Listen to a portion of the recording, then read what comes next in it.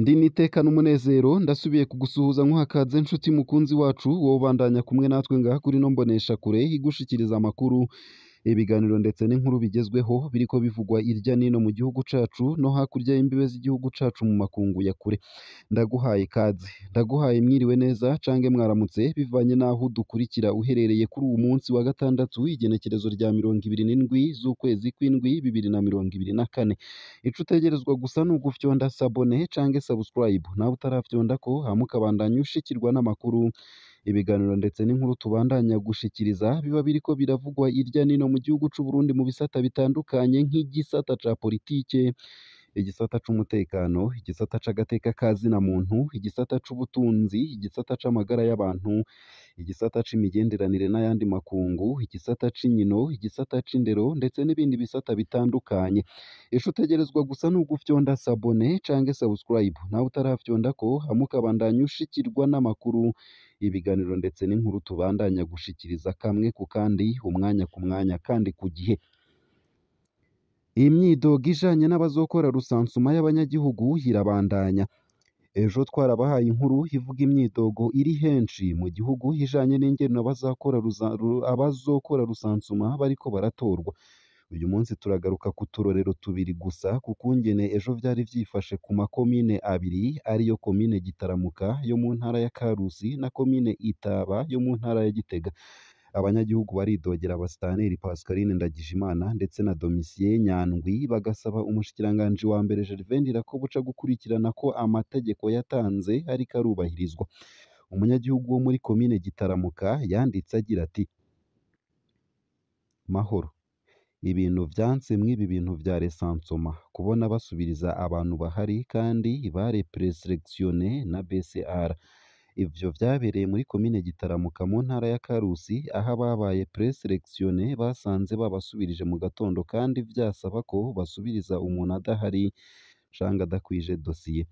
Intwaro y'Ikarusi yanze ni ukuri mutuvugire. Twashimye ko hari amanyanga hageze isaha 8:30 hata liste definitive iraboneka hamwe n'abaprovinciale bibacanga babanza gusohora Gitaramuka yose kubera baguma babahindurira ko liste. Namwe mwumve ako kamaramaza nka jewe nasanze bankuyemwo kandi nari natonze nari preselectionné mu mashini za BCR kandi Gitaramuka twari benshi. Tubajije Musitanteri Pascaline Ndagijimana yatubwiye ko atavyo azi kandi ariwe yaserukira BCR muri komine. Uwo muri komine Itaba nawe yanditse agira ati: Mwiriwe, ibintu biriko biraba muri komine Itaba ni akamaramaza aho umuntu ashobora gukurwa muri rusansuma ata kintu na kimwe abuze. Twaragize Imana turaba preselectionné ubwa mbere none formation yatangura uyu munsi ariko twebwe twisanze ku rutonde tutariko. Mu gihe bari badusavye dosiye tukazitanga neza tugasinya neza mu gitabo ca komine. Uyu munsi niho rero twisanze ku ntonde tutariko. Twituye buramatari araza hama aca dusaba kwiyandika turiyandika twangana n'abantu 19 twisanze tutariko. Hama haca avuga ko bavyiga ivy'iwacu ariko abajejwe rusansuma kuri santere turiko dukorerako ni kuri IPG bahavuye bafata ingingo yo guhamagara ku ntonde za mbere z'ababaye preselectionné ubwa mbere. Nta mwanya vyamaze kuko haciye haza Musitanteri wa Itaba Domitien Nyandwi aca avuga ko bakoresha urutonde yabahaye apani ya mbere. Tumubajije avuge impamvu yatumye badukuramwo yatwishuye ngo ejo azobizana. Tumubajije ko abandi babishize imbere y'amazina bakuyemwo n'icabakuyemwo yishuye ko nawe azobizana ejo. Tuguma twibaza impamvu hakajagari kadutse mu makomine abiri gusa, ni ukuvuga komine Itaba na komine Gitega, ariko izindi komine dukorera hamwe nka Makebuko ndetse na Giheta basanze babikoze neza. Twashaka mudufashe mutubarize igituma bakuramwo abantu bagashiramwo ab'iwabo batanabaye preselectionné. Muri komine Busoni ho basaba gusubizwa amafaranga bari gufungura ejo haheze. Uwabo yanditse agira ati amahoro Mutama, mbanje kugushimira ku kigoro ukorera abarundi mu kudushikanira ibibazo dukunda guhura navyo kandi vyinshi bigatorerwa umuti. Hama nanje aho merereye muri komine Busoni ku kijanye n'iyi rusansuma y'abazokora rusansuma yimirije, ni ukuri turashima cane ukuntu BCR iriko irerekana ubutwari mu kwerekana ko ari umurwi wigenga vy'ukuri. Turashimira kandi CCR Busoni ukuntu ata ntonde zashizwe ahabona na BCR bariko barahindura. N'ivyo bahinduye usanga vyumvikana kuko CCR Busoni yasubirije abakozi ba leta hamwe n'abantu basanze baronse bose kandi bubakanye bava mu rugo rumwe nyene. Ivyo navyo bikaba arivyo vyari vyasabwe n'umushikiranganji wa mbere Gervais Ndirakobuca. Ingorane dutanguranye nayo nuko dutashe tunyoye amazi gusa tukibaza duti mbe aya mazi arahuye n'ibihumbi 18 vy'amafaranga y'amarundi twabonye agenewe gufungurira uwuri muri formation? Twe dusaba ubidushirire ahabona kugira nyakubahwa umushikiranganji wa mbere abimenye ko hari ivyo twimwe. Twe dusaba ko amahera yaragenewe ibifungurwa vy'uno munsi wa mbere boyaduha kuko tutafunguye kandi twategerezwa gufungura. Murakoze. Vy'ukuri nshuti bakunzi bacu, mweho mu makomine murimwo vyaraye bigenze gute?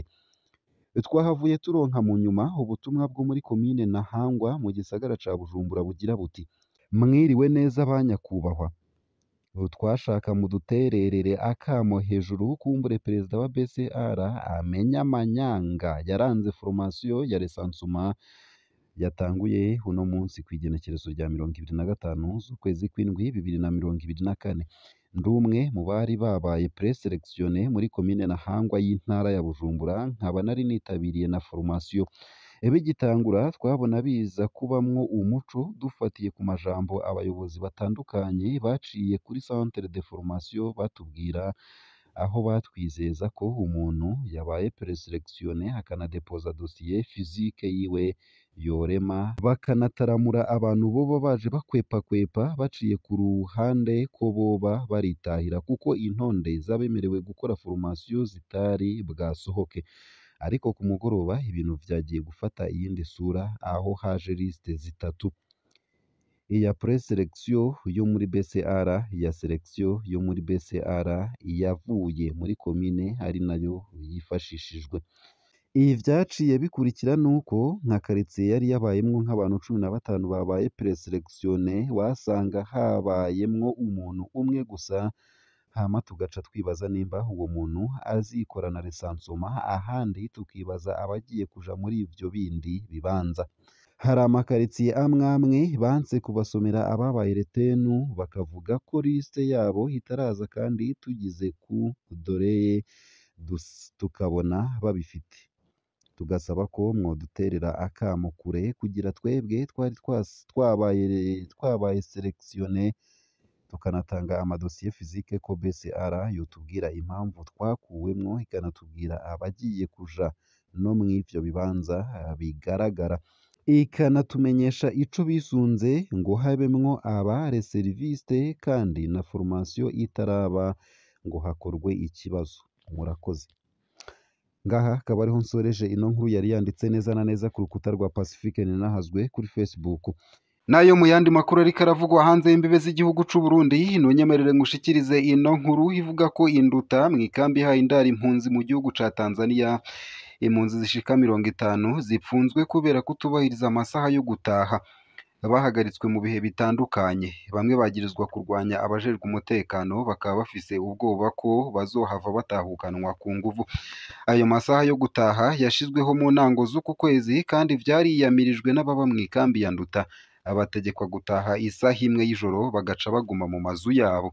Igipolisi kivuga ko hari uburyo bwo gutuza abagizi ba nabi boba barinjiye mw'ikambi, mugabo impunzi zikemeza ko ata kintu na kimwe giteye amakenga kirabona. Kuva ico gihe igipolisi kiguma gihagarika uwutubahirije ayo masaha yo gutaha, mu gihe abo vyega bavuga ko bidakenewe. Mu nama ya burindwi abajejwe intwaro n'igipolisi bagiranye n'abarongoye amazone hamenyeshejwe ko abantu 50 bapfunzwe. Impunzi zirenga 20 zarajanywe mw'ibohero rya komine rya Nyamusivya. Amadosiye yabo yaramaze gushika mu butungane kandi bagirizwa kugarariza abategetsi, uko akaba ariko babariwe. Abo bapfungwa boba baranse guhagarara baca bakomeretsa abapolisi. Nk'uko twavyumvishe, igipolisi coba cavuze ko abagize akagwi k'abagizi ba nabi bahungabanya umutekano kiyubatse. Uwundi mugwi ugizwe n'abapfungwa 2 bari mu busho bw'igipolisi mw'ikambi ya Nduta, wo ukaba ugizwe n'abantu bashika 30 nk'uko bivugwa n'abahora bapfunzwe barekuwe. Aberekanye ibituma bitahuritse nibo barekurwa. Aberekanye ibituma bitahuritse nibo barekurwa. Aho ni nk'impapuro zo kwa muganga gusa. Ubundi nta na kimwe gisigura igituma umuntu ataba arataha isaha imwe y'ijoro. Ni uburyo bwo kubuza igipolisi gukora akazi kacu. Bikaba vyaramenyeshejwe n'umukuru w'ikambi. Naho imiryango y'abapfunzwe yaronse imosha zo kubaramutsa, barafise ubwoba ko ababo bazohava batahukanwa ku nguvu. Kikaba ari igihano gihabwa umuntu wese akoze ikosa naho riba rito. Abarongoye abandi nabo bakaba bagiriza igipolisi n'abajejwe intwaro gushikuza. Bemeye gukizura ibigwati vyose, bahamagarira impunzi kudasubira kurenza amasaha bategetswe gutahirako. Barababazwa n'ukuntu HCR ibiraba atana kimwe ikora kandi boba babona ko ari uguhonyanga uburenganzira bw'ibanze bw'impunzi. Ikambi ya Nduta womenya ko irimwo impunzi z'abarundi zirenga 60,000. Ngaha akaba ariho nsoreje ano makuru nari naguteguriye, ariko avugwa irya nino mu gihugu c'u Burundi ndetse no hakurya y'imbibe z'igihugu c'u Burundi mu makungu ya kure. Ico utegerezwa gusa ni ugufyonda sabone canke subscribe, nawe utarafyondako hama ukabandanya ushikirirwa n'amakuru, ibiganiro ndetse n'inkuru tubandanya gushikiriza bivugwa irya nino mu gihugu c'u Burundi ndetse no hakurya y'imbibe z'igihugu c'u Burundi mu makungu ya kure. Ndakwipfurije kubandanya uraruranirwa ndetse no kubandanya uragira ibihe vyiza n'umunsi mwiza.